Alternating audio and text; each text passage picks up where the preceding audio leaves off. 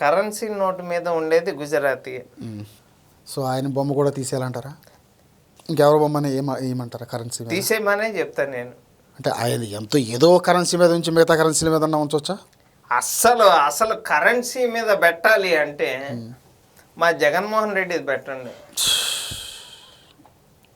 మా కేసీఆర్ది పెట్టండి. ఓహో, మా తెలంగాణ పిత కదా, మా కాదులే, బాపు తెలంగాణ బాపు. జగన్మోహన్ రెడ్డి ఏమన్నాడంటే కరెన్సీని ప్రింట్ చేసే అధికారం కేంద్రం దగ్గరే ఉంది, నాగరే ఉందన్నాడు మొన్న.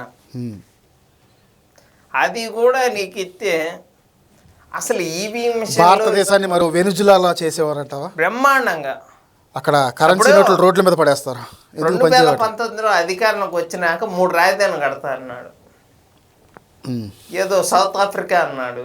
నీ పిల్లల్నేమో తీసుకెళ్ళి లండన్లో కూర్చోబెట్టావు, ఎక్కడి నుంచి డబ్బు తీసుకెళ్తున్నావు, అక్కడేమో కూతుళ్ళు మొత్తం చూసుకుంటున్నారు.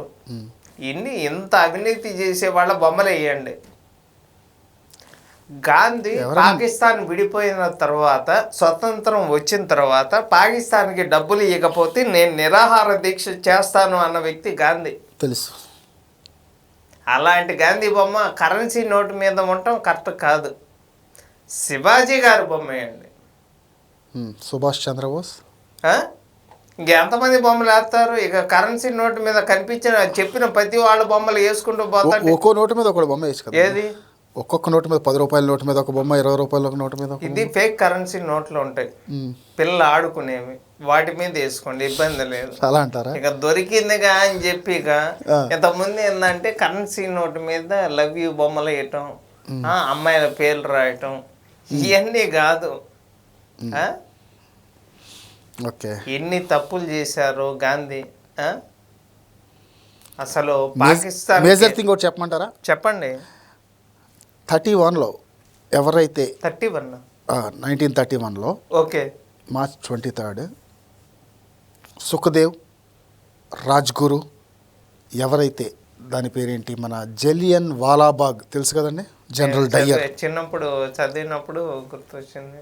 జనరల్ డయ్యర్ ఎంతోమందిని చంపితే దానికి ప్రతీకారం తీర్చుకుందామని చెప్పి ఒక ఆయన బయలుదేరారు. ఆయన జనరల్ డయ్యర్ని పార్లమెంట్లోనే చంపడం జరిగింది.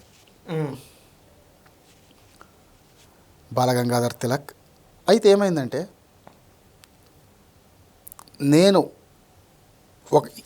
ఎవరైతే మన గాంధీ గారు ఒక సంతకం పెడితే ఆయనకు ఉరిశిక్ష రద్దయ్యేది. వాళ్ళ ముగ్గురికి 14 మందిని అరెస్ట్ చేస్తే వాళ్ళకి కోర్టు ఉరిశిక్ష విధించింది. ముగ్గురికి ఉరిశిక్ష విధించి మిగతా వాళ్ళకి యావజ్జీవ ఖైదు విధించడం జరిగింది. అయితే గాంధీ గారు ఒక సంతకం పెడితే వాళ్ళని ఊరి నుంచి తప్పించేవాళ్ళు. గాంధీ గారు ఒక మాట అన్నారు, నేను అహింసావాదిని, హింసను నేను ఇది చేయను, సో నేను సంతకం పెట్టను, నేను వాళ్ళకి ఏం మాట్లాడిన ఈ విషయంలో అన్నారు. వాళ్ళని ఉరి తీయడం జరిగింది. మరి అది తప్పే కదా, తప్పే కదా. గాంధీ తాత చేసిన తప్పే కదా. గాంధీ తాతను కాల్చడంలో తప్పులే కదా. గాడ్సేనేగా చంపింది, గాడ్సే చంపారు. నాకు గుడ్సే. మీకు గుడ్సేనా? ఆయన పేరు గాడ్సే, నాకు గుడ్సే. ఓకే. ఎందుకంటే అసలు గాంధీ గారు చేసిన వింటా ఉంటుంటే కడుపు మండిపోతూ ఉంది. ఎందుకు రాష్ట్రం విడిపోయింది? బంగ్లాదేశ్ మందే, శ్రీలంక మందే, పాకిస్తాన్ మందే, ఆఫ్ఘనిస్తాన్ మందే, అన్నీ మనయే.